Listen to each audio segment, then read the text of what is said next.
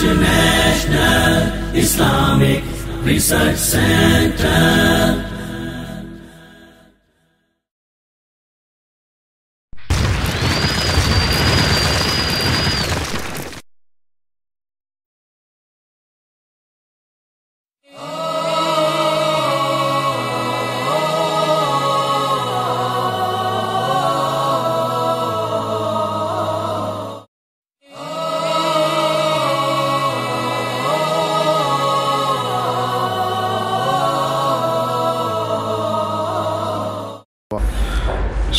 الحمدللہ وحدہ والصلاة والسلام علی من لا نبی بعدہ فاعوذ باللہ من الشیطان الرجیم بسم اللہ الرحمن الرحیم فسبح بحمد ربک واستغفرہ انہ کان توابا۔ اپنے رب کی تسبیح و حمد بیان کیجیے اور اس سے بخشش مانگیے، یقیناً وہ توبہ قبول کرنے والا ہے۔ سامعین محترم، آج ہم گفتگو کریں گے استغفار کے متعلق۔ استغفار کا مطلب ہے اپنے گناہوں کی معافی چاہنا، اللہ سے ان کی بخشش کا مطالبہ کرنا۔ استغفار یہ ایک انسان کے لیے بہت بڑی نعمت ہے، کیونکہ انسان ہر آن گناہ گار ہے، اس سے گناہ سرزد ہوتے رہتے ہیں، اور یہ استغفار ان گناہوں کو مٹانے کا ایک ذریعہ اور ایک طریقہ ہے۔ اگر یہ گناہ نہ مٹیں تو انسان کے نامہ اعمال میں بہت زیادہ اور بے تحاشا گناہ بڑھ جائیں، جس سے اس کا برائیوں کا عمل پلڑا جو ہے وہ بھاری ہو جائے گا۔ اور اگر یہ گناہ مٹتے رہیں، انسان ان کو اللہ سے معافی، استغفار اور توبہ کے ذریعے معاف کرواتا رہے، ختم کرواتا رہے، تو یہ گناہ اور ان کا بوجھ ہلکا ہوتا رہتا ہے،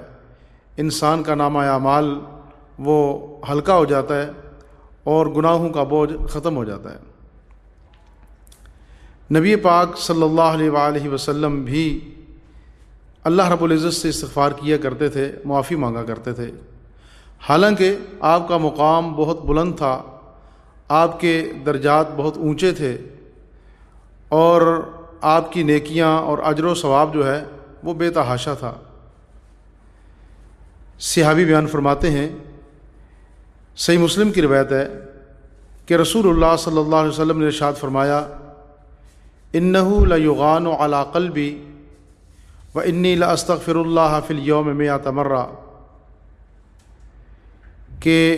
میرے دل پر بھی کچھ پردہ سا آ جاتا ہے بسا اوقات، چنانچہ میں اپنے رب سے ایک دن میں 100 مرتبہ استغفار کرتا ہوں۔ اب آپ کی یہ کیفیت اگرچہ عارضی اور معمولی ہوا کرتی تھی، لیکن جس بلند مقام پر آپ فائز تھے، وہاں اتنی سی غفلت اور سہو جو ہے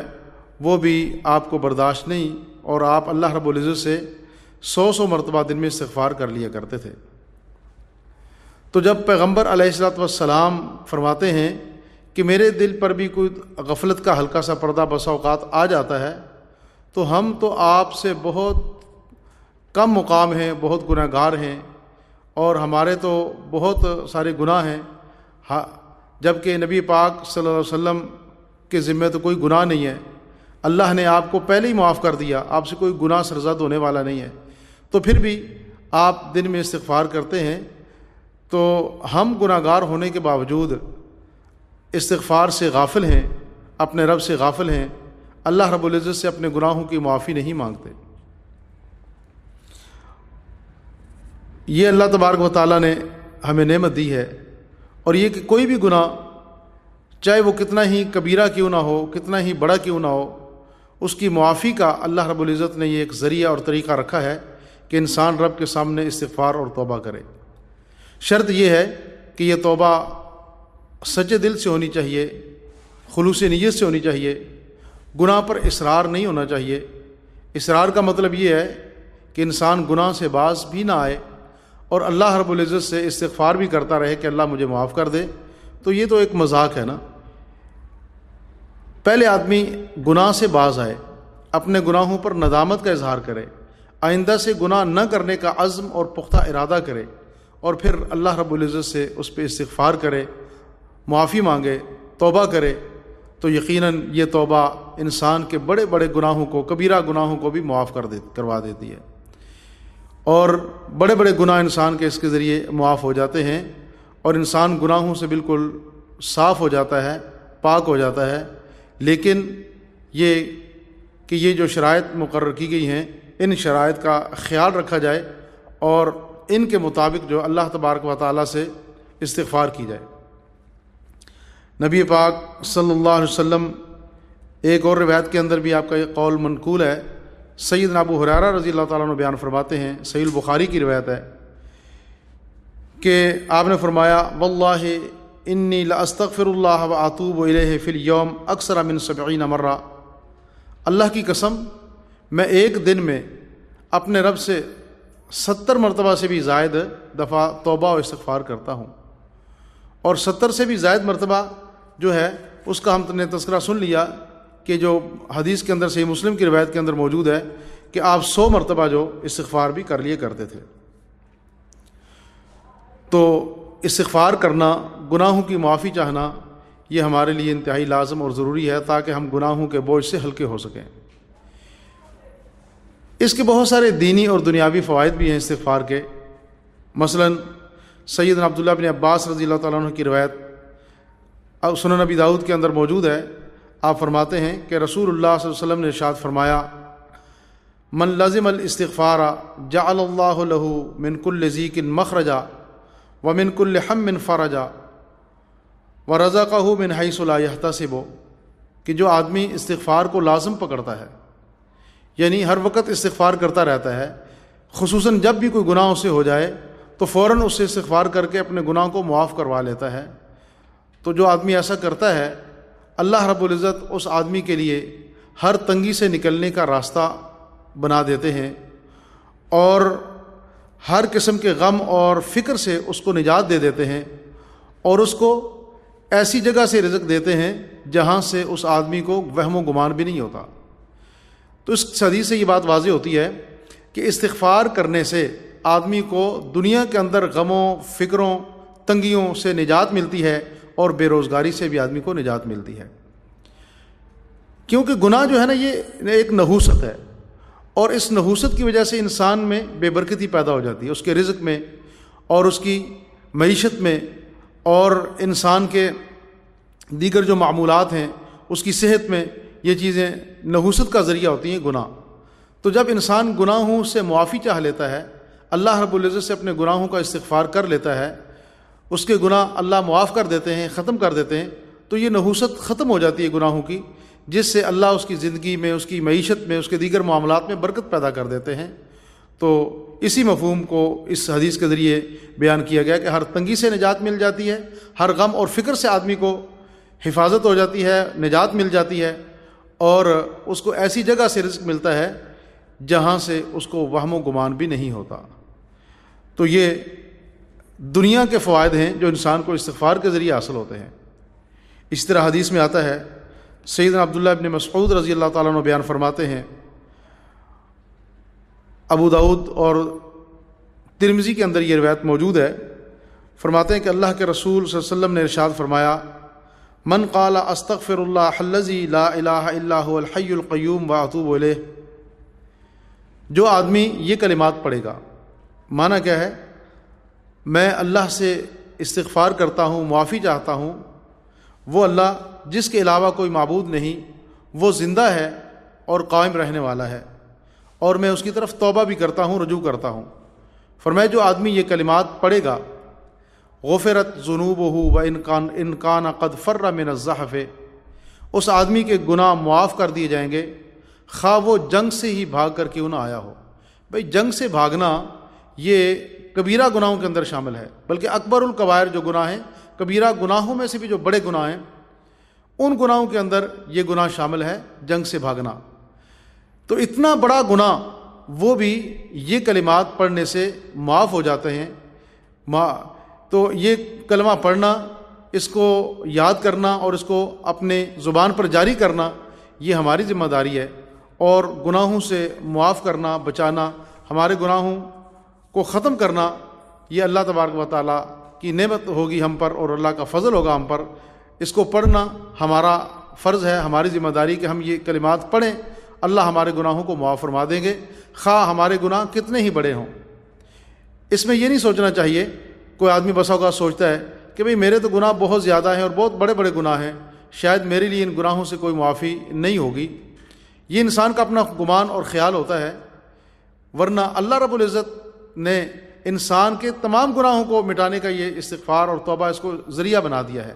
جب آدمی توبہ استغفار کرتا ہے تو بڑے سے بڑا گناہ بھی اس کا معاف ہو جاتا ہے، حتیٰ کہ شرک سے جو بڑا کوئی گناہ نہیں ہے، اللہ رب العزت کے ساتھ شرک کرنا یہ سب گناہوں سے بڑا گناہ ہے۔ لیکن جب آدمی اخلاص کے ساتھ اللہ تبارک و تعالیٰ کے سامنے توبہ کرتا ہے اور استغفار کرتا ہے تو اس اللہ رب العزت اس انسان کے، اگر وہ مشرک ہے، اللہ کے ساتھ اس نے شرک کیا ہے، تو اس کے ان گناہوں کو بھی اللہ رب العزت معاف فرما دیتے ہیں، وہ بھی اس کے گناہ ختم کر دیے جاتے ہیں۔ سیدنا انس رضی اللہ تعالیٰ عنہ بیان فرماتے ہیں، اور سنن ترمذی کے اندر یہ روایت موجود ہے، کہتے ہیں سمعت رسول اللہ صلی اللہ علیہ وسلم یقول، میں نے اللہ کے نبی صلی اللہ علیہ وآلہ وسلم سے سنا، آپ فرماتے تھے کہ قال اللہ تعالی، اللہ فرماتے ہیں، یعنی یہ حدیث قدسی ہے، اللہ فرماتے ہیں یا ابن آدم انک ما دعوتنی ورجوتنی غفرت لک علی ما کان منک ولا ابالی، اے انسان تو جب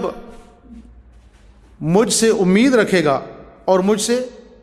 معافی مانگے گا، مجھے پکارے گا، مجھے بلائے گا، تو میں تیرے گناہ معاف کر دوں گا، خواہ تو کسی حالت پر بھی ہو، ولا ابالی، اور میں اس گناہوں کو معاف کرنے میں کوئی پرواہ نہیں کروں گا۔ لو بلغت ذنوبک عنان السماء، اگرچہ تیرے گناہ جو ہیں وہ آسمان کو پہنچ چکے ہوں، یعنی اتنے بھی زیادہ گناہ ہیں۔ یہ ایک بات کو سمجھانے کے لیے الفاظ استعمال کی گئے ہیں، ورنہ شاید ہی کوئی آدمی ایسا بدبخت ہو کہ جس کے گناہ اتنے زیادہ ہوں جو زمین سے آسمان تک کا سارا خلا پر کر دیں اور بھر دیں، ورنہ ایسا ممکن نہیں۔ تاہم پھر بھی یہ بات بیان کر دی گئی کہ اگر کسی آدمی کے گناہ بالفرض اتنے بھی ہوں، اتنے زیادہ اس نے گناہ کیے ہیں کہ جو زمین اور آسمان کے خلا کو بھر دیں، آسمان کی حدوں تک پہنچ جائیں، تو پھر بھی فرمایا لو بلغت ذنوبک عنان السماء، آسمان تک بھی پہنچ چکے ہوں تو میں ان کو بھی معاف فرما دوں گا۔ ثم استغفرتنی غفرت لک ولا ابالی، ہاں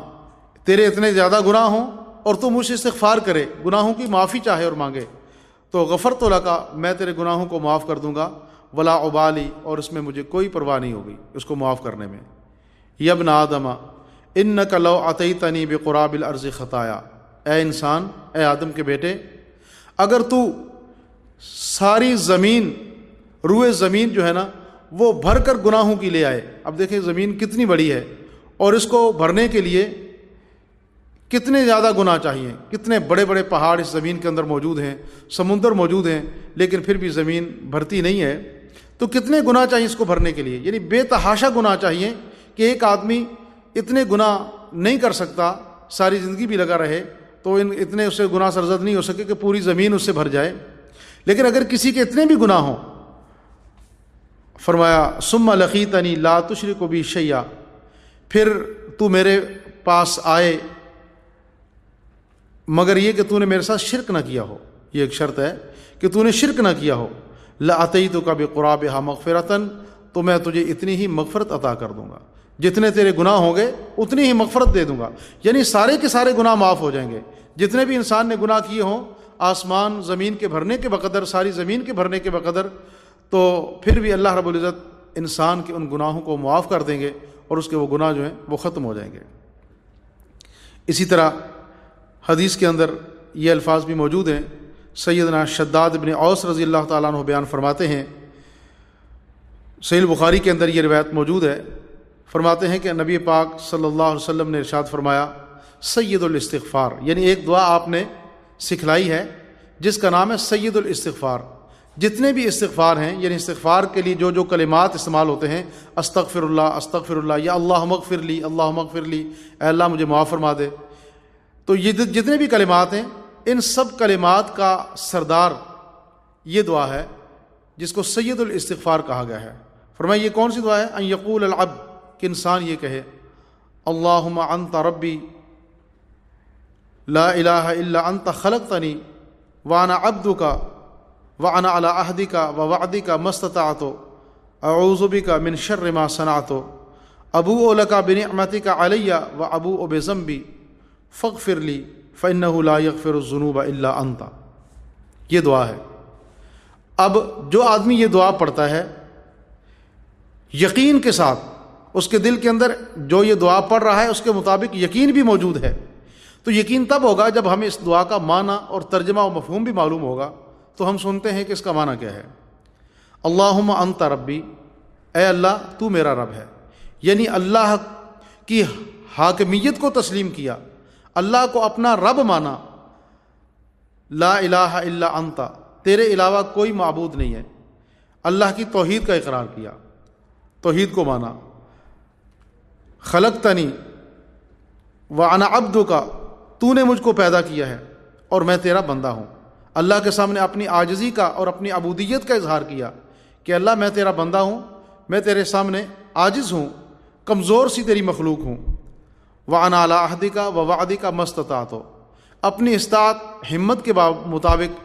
میں تیرے وعدوں کو پورا کرنے کی کوشش کروں گا، یعنی جو میں نے وعدے کیے ہیں تجھ سے،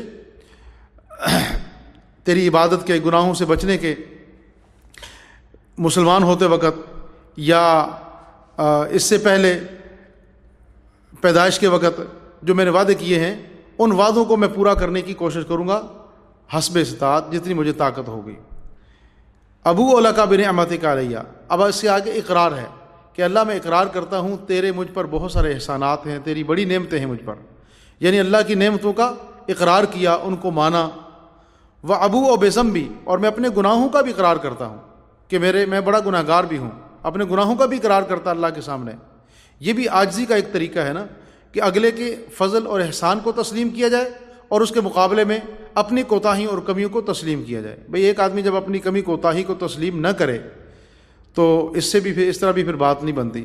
مغفرت اور بخشش اور معافی تبھی ملتی ہے کہ جب آدمی اپنے گناہوں کو، اپنی غلطی کو مانے کہ میری یہ غلطی ہے۔ اگر ایک آدمی اپنی غلطی کو ہی نہیں مانتا اور کسی آدمی سے وہ معافی مانگتا ہے تو انسان بھی اس کو معاف نہیں کرے گا کہ بھئی تم اپنے گناہ کو تو تسلیم نہیں کرتے، اپنی غلطی کو تسلیم نہیں کرتے، میں تو تمہاری کس غلطی کو معاف کروں؟ جب تمہاری غلطی ہے ہی نہیں ہے تو میں معاف کس کو کروں؟ تو یہاں اللہ کے سامنے بھی ہمیں اپنے گناہوں کا اقرار کرنا ہے۔ ابوء لک بنعمتک علی وابوء بذنبی، میں یہ بھی مانتا ہوں کہ تیرے احسانات اور فضل مجھ پر بڑے ہیں، اور میں اپنے گناہوں کو بھی مانتا ہوں کہ میں بڑا گناہ گار ہوں، میرے بڑے گناہ ہیں۔ جب آدمی اقرار کرے گا، اللہ کے احسانات کا بھی اقرار کرے گا، اپنے گناہوں کا بھی اقرار کرے گا، تو اللہ اس کو معاف کر دیں گے۔ فاغفر لی، اب آگے لفظ آگے مغفرت کے، اللہ مجھے معاف فرما دے، فاغفر لی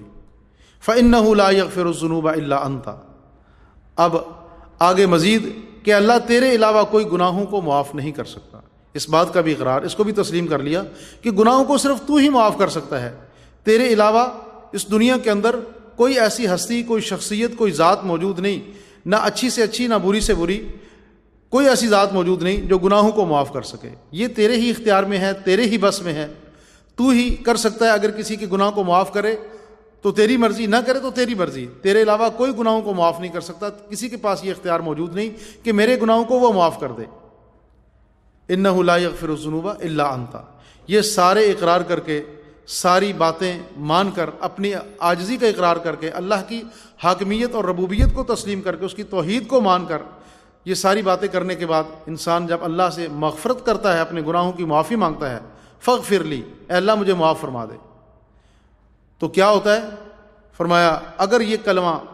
یہ دعا آدمی دن کے وقت پڑھتا ہے تو شام سے پہلے اگر موت آ گئی تو وہ آدمی جنتی ہوگا، اس کو جنت ملے گی۔ اسی طرح اگر یہ کلمہ کوئی آدمی رات کو پڑھتا ہے تو صبح سے پہلے اگر وہ آدمی مر گیا تو اس آدمی کو جنت مل جائے گی، وہ آدمی جنت ہوگا۔ اس کا اتنا اجر اور اتنا ثواب اور اتنا فائدہ اور اس کی اتنی اہمیت ہے۔ کوئی مشکل دعا نہیں ہے، بڑی آسان ہے۔ آدمی اگر توجہ کرے، محنت کرے، تھوڑا خیال کرے تو چند کلمات ہیں، ان کو یاد کرنا کوئی مشکل نہیں ہے، لیکن اس کا فائدہ بہت زیادہ ہے، اس کی فضیلت اور اجر بہت زیادہ ہے کہ جو آدمی صبح و شام ان کو اپنے اذکار کے اندر شامل کر لے اور پڑھے،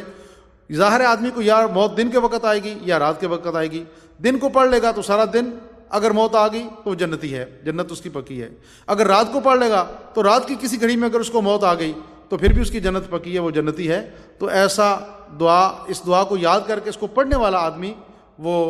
جنتی ہوگا انشاءاللہ۔ لیکن شرط یہ ہے کہ جو آدمی اس کو یقین کے ساتھ پڑھے، یعنی جو کلمات پڑھ رہا ہے،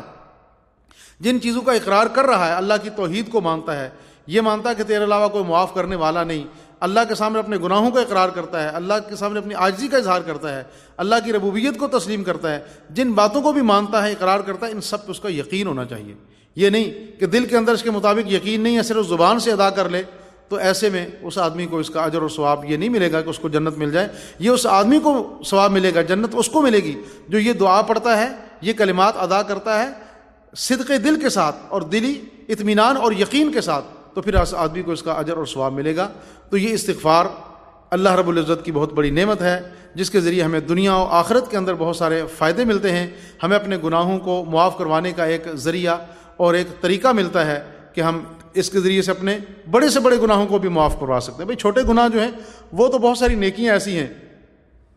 کہ جن کی وجہ سے انسان کے صغیرہ گناہ معاف ہو جاتے ہیں، نماز سے معاف ہو جاتے ہیں، جمعہ پڑھنے سے معاف ہو جاتے ہیں، اور بہت سارے اعمال ہیں جن کے کرنے سے انسان کے وہ گناہ معاف ہو جاتے ہیں، مگر کبیرہ جو گناہ ہیں وہ توبہ کے بغیر، استغفار کے بغیر معاف نہیں ہوتے۔ یہ اللہ نے ہمیں ایک نعمت دی ہے کہ جس کے ذریعے ہم اپنے کبیرہ گناہوں کو بھی معاف کروا سکتے ہیں۔